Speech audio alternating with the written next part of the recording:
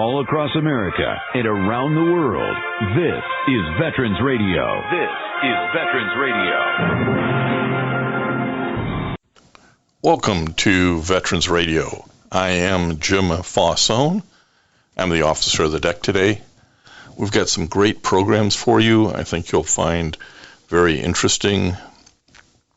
We always want to remind you can find more about Veterans Radio at its Facebook site or by going to veteransradio.net, where we're on the web 24/7. You can find a lot of our podcasts there as well. We post new ones every Tuesday, so you can get a new story, a new interview, something you didn't know before by going to veteransradio.net. And before we get started, we want to thank our sponsors. First up, we want to thank National Veteran Business Development Council, NVBDC.org.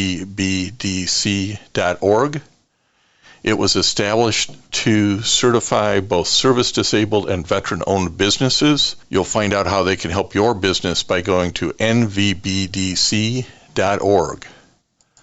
We also want to thank Eisenhower Center. It's a brain injury recovery center. Learn more about EisenhowerCenter.com. They're located in Michigan and in Florida. We want to thank Legal Help for Veterans. Legal Help for Veterans fights for veterans' disability rights all across the nation. You can reach them at 800-693-4800 or on the web at legalhelpforveterans.com. We want to thank VetBiz Central, which is part of the U.S. Small Business Association, VBOC, Vet Business Outreach Centers. VetBiz Central covers Michigan, Indiana, and Ohio, and can be reached at vetbizcentral.org. Let's move on to our programs. Welcome. I'm Jim Fausone, and this is a Veterans Radio Spotlight on National Veterans Business Development Council, NVBDC.org.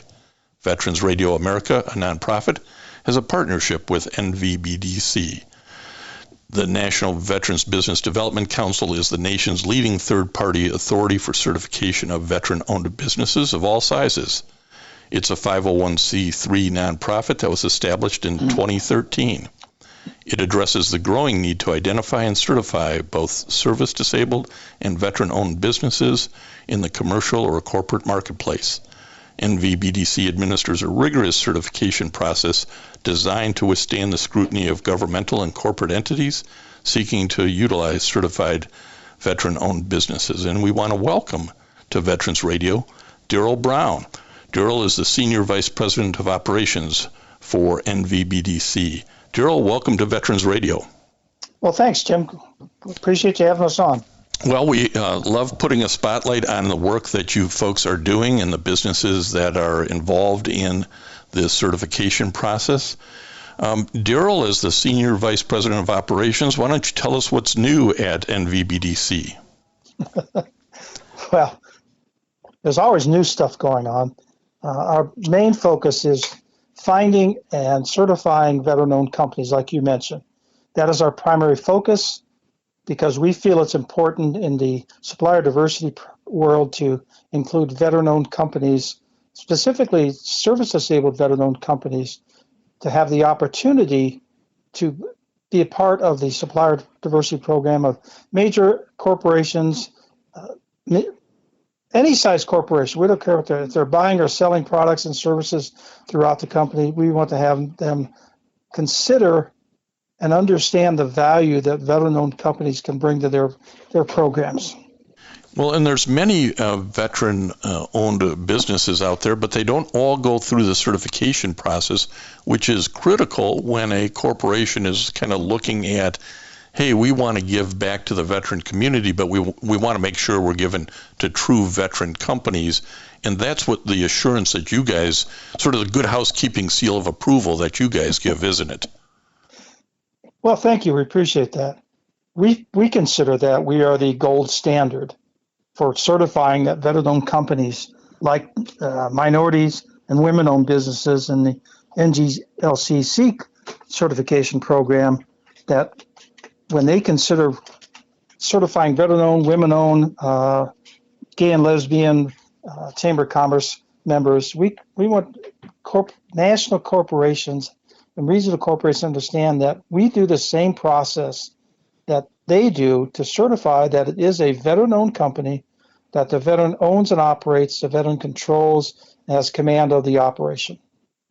And your corporate partners at NVBDC are some of the nation's largest companies, but it's also, not everybody has to be a Fortune 50 company. Give us some examples of companies that utilize the NVBDC corporate certification. Well, we just became a corporate member of a company called Swinnerton out of the South Bay area in California. They've been in business for 150 some years in California, dating back to the 1870s, I think it is. So they're a veteran-owned company, and they do their due diligence to find and contract with veteran-owned companies. We've been working with them for about 2 or 3 years now to convince them that we'd be a valuable partner with them in their search and certification of veteran-owned companies. So they eventually just came on board. Now, they're a good-sized company. They're not a Fortune 50 company or even a Fortune 500 company, but they're very strong. They're very well known in the Bay Area, and they are anxious and just eager to work with us to identify veteran-owned businesses, not only in California, but throughout the country that can provide products and services to them. Well, and that's one of the things that not only once you certify a company, NVBDC really is sort of a clearinghouse for opportunities, isn't it? Absolutely. We get information all the time. We get requests all the time from companies wanting to particularly contract with veteran-owned companies. A few years ago, AT&T sent out a request for landscapers. Now, who would have ever thought that AT&T needed landscapers? Right. But they have buildings around the country, and somebody needs to take care of the grass and the flowers and the shrubs. So they wanted us to look for anyone we had certified or is a veteran-owned company that would do landscaping for their buildings. Well, I think we found 1 or 2 that actually contract with AT&T for. But again, that's one of those things that you never know is going to come out of the emails you get. Well, and I think that's important for folks to understand that you go through this certification process, and like most business and most things in life, it's all about networking, isn't it? And you guys are strong in networking both those corporations who want to find a veteran-owned business with veteran-owned businesses, aren't you? Exactly. And that's the value of us getting those requests before anyone else sees them. We used to get 1 or 2 days lead time for the veteran-owned companies to consider applying for that purchase order. So that network we have extends around the country. We have partners around the country that are not companies, but we work with the small business development centers. We work with the veteran business opportunity centers. We work with a lot of veteran service organizations and military service organizations through our Veteran and Military Task Force to make those connections so that when opportunities come up, our certified companies get first look at them. Well, as we put this spotlight on the value of NVBDC.org, can you give us an example maybe of a success story that you've been involved in making that connection or networking between a company that's looking for a veteran organization and a veteran-owned business? Okay.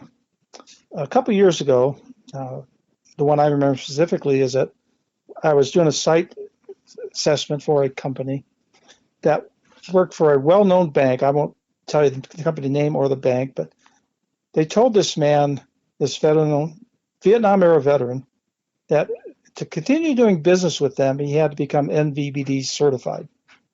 So we finally got in touch with him, got his certification going. I did the site assessment. He told me during the site assessment he had a $2 million contract sitting out there with the bank waiting for our certification.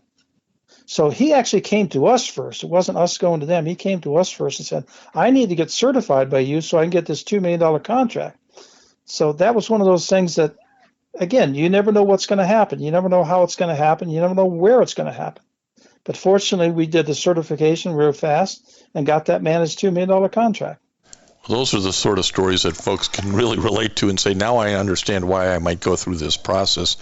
Hey, we're talking to Darrol Brown, who is the Senior Vice President of Operations for NVBDC. Darrol, if people want more information about the organization or the certification process, where would you direct them? I would direct them to our website, nvbdc.org, or call our toll-free number, 888-CERTIFIED. That's where you can get all the basic information real fast. And then someone will contact you. If you go on the website and put in the request for contact and information, we have a person that directly calls you, contacts you, whichever way you want to be contacted. If you call the 888 number, then we have a person dedicated to respond to those requests on the 888 number. So that's the quickest and easiest way. Well, that's great information, and that's why we've got you in the spotlight. Darrol, I want to turn to give our veteran radio listeners maybe a little bit more about Darrol Brown. When did you go into the service and why? Well, as a lot of guys my age back in the late 60s, I was kind of wonderless. So I didn't know exactly what I'm going to do. And I had failed in college. So my number was coming up with a draft to avoid getting something I didn't want to get. I joined the Air Force. I went in active duty in November of 1969, went to school in Texas to learn my training, and then my first assignment was in Misawa, Japan, up in the northern part of Japan. Then I spent about a year and a half there, and then I went to northern Thailand, where I spent almost a year there, and then I left active duty in March of 1973. Well, and I asked you earlier what your job title or MOS was, and then you said, well, I can't tell you what I was doing, but I can tell you my title. Go ahead and tell us your title. Well, it was actually, the full name was Communication Analysis Specialist. That was what I was doing. It was basic traffic analysis. And as I mentioned before, it was traffic from the other side. Yeah, it wasn't our traffic. No, not that I did. Now, part of our agency did that, but what I did was actually traffic analysis of Soviet Union and North Vietnamese traffic analysis. In Japan, it was Soviet Union. In Thailand, it was North Vietnamese radio traffic. So it was a lot of fun. I'm sure it was, and it certainly was a great career builder, because there's got to be a lot of call for Russian and North Vietnamese traffic analysis in the civilian world. But you did all right there too. Tell us. I should mention to our listeners, you're a resident of Nevada and have been there a long time. Tell us a little bit about your post-service civil career. Well, once I finished college, I wanted to get out and grew up in Northwest Ohio, Sylvania, Ohio, not too far from where you're at. So it was time to leave that area in early 80s, because as you remember, the economic times back then were not very good. So we wanted to get out of that part of the country. Found a job here in Northwest Nevada, moved out here in 1982, and moved here into Carson Valley, Minden-Gardnerville area in 1985, and lived here ever since. It's a beautiful place to live. The mountains, the snow on the mountains in the wintertime, and the warm sun in the summertime. It's just a great place to live. Yeah, you were already making fun of my weather back here in the Midwest before we got... As I said, I grew up in the Midwest, so I know exactly what it's like. Yeah.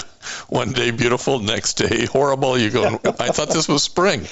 But exactly. You worked for Employment Security in the state of Nevada for about 9 years, and then worked for the U.S. Department of Labor there in Nevada, retired as the state director. It had to be interesting to work in the employment fields during that time. Tell us a little bit about those duties. Well, my position with the state was the Veterans Program Coordinator, where I worked with the employment offices and specially trained staff there to do the help veterans find jobs, do job training, job search, those type of activities. About 3,000 a year would go through the program and actually find sustainable and career positions. So it was great. Being a veteran myself, it came home very near and dear to my heart to see other veterans achieve success. That was my job at the state level. Then at the federal level, I was the overseer of that program as the state director for Veterans Employment Training Service. So for 20 years, I was involved in assisting veterans find a career, not just a job, not a kind of a revolving door type employment situation, but find a real career. Well, it had to be really rewarding because you'd gone through that transition yourself, and I think that's particularly in the current environment. You've seen the veteran population move from a high percentage of draftees in the Vietnam era who needed to transition to work to now a full volunteer military that as they transition, they need to transition and find some work. You got any advice for our veteran radio listeners who might be in that situation, or their kids or grandkids or nieces and nephews might be in that situation, things that you've learned over the years on transitioning that you might want to pass along? Well, first thing I want to say is that the military is a great program. It's a great way to learn skills. It's a great way to get a degree. It's a great way to learn to be an adult, learn to figure out who you are in life and what you want to do.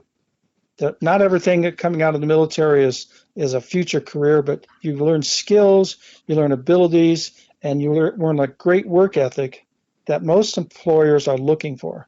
They're not looking for someone that has a great background. They're looking for someone that has that work ethic that show up every day, do their job, and willing to learn and cross-train. That's what employers are looking for today, and the military builds that. Some people say because you're on the military for 3 or 4 years, you lose that edge. No, I don't think so, because the military teaches you all the skills you need to know to be an employee, because you're actually an employee for that military group. Now, for transition and coming out, the great programs they have in place today to help servicemen beginning a year before they leave the service to help train and switch their mindset from the military to civilian world. That's the key, is to learn stop using the military jargon and acronyms and start using civilian jargon and acronyms. And that's the key to helping you find that great job with some employer out there in the world that's looking for that well-trained, well-motivated, well-skilled employee. I would think that philosophically, because you've really spent 20 years in this field or more, that you maybe would agree that there is a job for every veteran who's getting out. You just got to go look for it. Exactly. And that's part of the onus is on the veteran to apply themselves to find the job they want. They might not want to get exactly where they want the first day on the job, but if you get in with the right company, the right industry, the future could be tremendous success for you, because most companies that are really hiring big time have operations all across the country and all across the world. So if you can get in the door, you may have to work out front at a counter someplace at a minimum, not a minimum wage, but entry wage job. But you put the time in, you build up that equity, you're going to, just like you do in the military, you're going to advance, you're going to get promoted, you're going to see more things and have more opportunities. The other thing I guess I'd like your view on is somebody who's been in this field for so long. The mere fact that you might start at one position or one company and say, I've got my experiences here, but maybe this isn't perfect for me, I'm going to move somewhere else. That seems to be more acceptable, and not only more acceptable, almost the expectation now is that you may move a couple of times until you find that job. You say, this is my forever job. Yeah. Well, I have a friend that here in Nevada got out of the military, went to work for one of the major casino companies here in the state. Again, had to work out on the floor with people, but really wanted to get into the background behind the walls, into security, into computer sciences, that type of stuff. And now he works in Hong Kong for the company. So again, that's that opportunity. Yeah, I don't want to go to work for a casino, being a runner. No, those are corporations. Those are businesses that have opportunities all over the world. They have more than just what you see people on the floor. There's so much behind the walls that you can get into and advance and actually have an input as to what the company really does. Well, you do have to be curious, and as you say, Yeah. and as we do in the military, you bid on different jobs. Yes, exactly. Sometimes they send you somewhere you don't want to go, but in exchange for that, you're going to get the next opportunity. You're going to get to say, "Hey, I've served my time over there. Let me, the one I want to bid on's over there," and that's true with corporations, isn't it? Yeah, you don't go in the military as a general or a senior master sergeant. You go in as a private or airman second class. But if you stick with it, if you put in the time and build up what I call that work ethic, that work equity, you're going to advance. They're going to see the value you bring to that company, and they're going to make sure that you stick around as long as you want. We're talking to Darrol Brown, who is the Senior Vice President of Operations for NVBDC, and really has been involved with them at different levels for what now? It looks like about 5, 6, 7 years or something? Yep. That's about right. And you've really seen this, not only the organization, but the need for veteran certified businesses grow over that period, I suspect. Exactly. When I came on board 6 or 7 years ago, we had maybe 50 corporate members. You recognize every single name we said. Now we have over 100. So the opportunity to contract with corporate America has doubled in the last 5 years. So that's a great opportunity right there. And our ability to make corporations understand the value that veteran-owned companies can bring to their supplier programs is immense. It's just off the scale. And the ability to corporations, as we talk about it, we're no longer dialing for dollars. We're now having corporations calling us, say, we want to get involved. Where 2 or 3 years ago, we were calling up corporations, say, look, we want you to consider us. We want you to let us use your certification program. Well, now we are having companies call us, say, we want to get involved. We heard what you're doing with XYZ Corp. We want to get involved and do the same thing. And that's not only here in the United States, but Canada. We're working with the Canadian government in their programs. We're working, we have calls from Germany and France and a couple other European companies that want us to help them set up their program. So it's sometimes I can't believe that we've gotten as far as we've gotten in the last 5 years.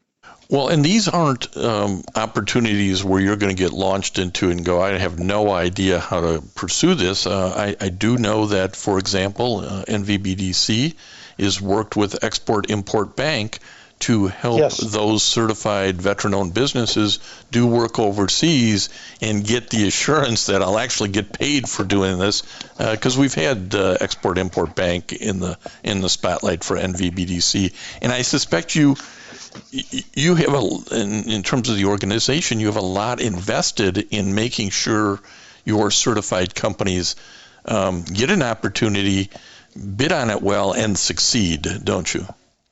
Exactly. When we recommend a company, we want to make sure 99.99999% sure that company is going to be successful in the contract, because it's all about perception. It's all about the ability to deliver. So if we have companies deliver on their contracts, that makes us look good. It makes the company look good, and it gives the company, the corporate member, more reason to look for veteran-owned companies to contract. So if I as a veteran-owned company get a contract and I deliver on it under budget and ahead of time, that is a positive for every veteran-owned company. So we want to make sure that if you, Jim, as a veteran-owned business, get a contract, we want to make sure that you have every opportunity to succeed. Well, I think that's important for folks to realize. You won't be going alone through this process. Darrol, remind our veteran radio listeners and any business owners out there, again, how might they learn more about the certification process? Right. The easiest way, the most direct way, is to go to our website, NVBDC, Nancy Victor Bravo Delta Charlie.org. That's the easiest and quickest way to get there. There is a link to say Get Certified. It tells you all about the application process, all the documents you need to submit, and the process itself. So that's the easiest, quickest way. Well, we want to thank you for taking some time today to educate our veteran radio listeners about NVBDC.org and the opportunities that might exist out there for veteran-owned businesses. Thank you. Appreciate you letting us have some time. This is a very important part of our mission, is to spread the word. Make sure that veteran-owned companies out there know who we are and how we can help. And I want to thank everybody for listening to Veterans Radio today. I am Jim Fausone. It's been a pleasure to be your host. I'm a veterans disability lawyer at Legal Help for Veterans, and you can reach us at 800-693-4800 or legalhelpforveterans.com on the web. You can follow Veterans Radio on Facebook and listen to its podcasts and internet radio shows by going to veteransradio.net. And until next time, you are dismissed. If you have a VA claim denied by the Board of Veterans' Appeals, contact Legal Help for Veterans at 1-800-693-4800. They're experts in handling cases before the U.S. Court of Appeals for Veterans Claims. Their number again, 1-800-693-4800. We again want to thank our national sponsors, the National Veterans Business Development Council, NVBDC.org, the U.S. Small Business Administration Veterans Business Outreach Center, Eisenhower Center, VA Ann Arbor Health Care System, the Vietnam Veterans of America Charles S. Kettles Chapter, Ann Arbor, Michigan, VFW Graf O'Hara Post 423 in Ann Arbor, and the American Legion Press Corn Post 46, also in Ann Arbor. They keep us on the air, as does your support. Go to Facebook, go to veteransradio.net, and support our efforts. And until next time, you are dismissed. Hey, have you heard the Virginia Lottery has a new Willy Wonka golden ticket scratcher that has a top prize of $100,000? Tell that to my automated golden ticket scratcher apparatus. You simply put the ticket in here, and the machine scratches it for you. And while we wait, we can play the Willy Wonka golden ticket online game with a top prize of $1 million. Just visit VALottery.com or use the lottery app. That's one impressive scratcher apparatus. Use it whenever. What's mine is yours. But hands off the scratcher. That Willy Wonka golden ticket is all mine. Hello, it is Ryan, and I was on a flight the other day playing one of my favorite social spin slot games on ChumbaCasino.com. I looked over at the person sitting next to me, and you know what they were doing? They were also playing Chumba Casino. Coincidence? I think not. Everybody's loving having fun with it. Chumba Casino is home to hundreds of casino-style games that you can play for free anytime, anywhere, even at 30,000 feet. So sign up now at ChumbaCasino.com to claim your free welcome bonus. That's ChumbaCasino.com and live the Chumba life. No purchase necessary. VGW. Void where prohibited by law. See terms and conditions. 18+.